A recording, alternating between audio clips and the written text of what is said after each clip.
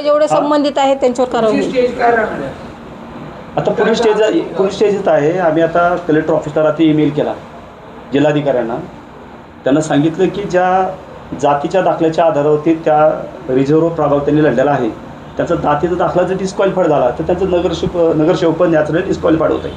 परंतु याच्यावरती कारवाई करण्याची आणि अंमलबजावणी करण्याचा अधिकार कलेक्टर साहेबांचा आहे. तर हायकोर्टचं जे गाईडलाईन आहे, आता जस्ट एक जजमेंट बाहेर आलं, त्या जजमेंटची कॉफी आणि हा झालेला जातपातचा निकाल असं दोन्ही अटॅच करून रात्री आम्ही ईमेल केला त्यांच्या पोर्टलवरती कलेक्टर साहेबांच्या, आणि फिजिकली सुद्धा सोमवार आम्ही देणार आहोत. आणि त्यांनी जर 1-2-3 दिवसात कारवाई नाही केली तर मग त्याच्या अगेन्स्ट डिव्हिजन कमिशन पुढे जाऊ. असे सगळी ती न्यायालयीन प्रक्रिया आहे. पण जर आरक्षणावरती उभे राहत असेल आणि त्या जातीच्या आधारे तुम्ही निवडणूक लढवताय, निवडून येत आहे, आणि जो जातीचा दाखलाच अवैध आहे, तर पद कसं काय राहू शकतं ना? संविधानामुळे न्याय मिळतोय 100%, 100%. संविधानापेक्षा मोठं कोणीच नाही. तुमच्या निकालामुळे मावळातले अनेक जण जागे होते. मावळामध्ये एकूण बारामतीचे आम्हाला माहिती मिळाल्याप्रमाणे 25 दाखले आलेले आहेत की जे आता पदाधिकारी लोक आहेत.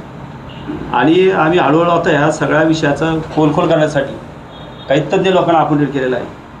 तर त्याच्यामध्ये लोणा नगर परिषदेमध्ये पण 2 नगरसेवक आहेत हे डिस्क्वालिफाईड होऊ शकतील.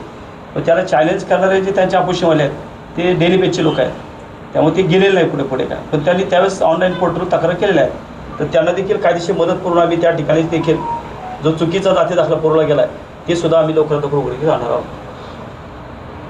नाही, हे सर्वसामान्यांचं काम नाही. माझ्या पाठीशी माझ्या परिवारातली आमची जमीन हक्क परिषद संघटना आहे. त्यामुळं मी हे संविधान मार्गाने कायद्याचा जो आहे विषय तो मी बाहेर काढू शकले, त्याच्यामुळे हे पद रद्द झालं असं आमचं म्हणणं आहे.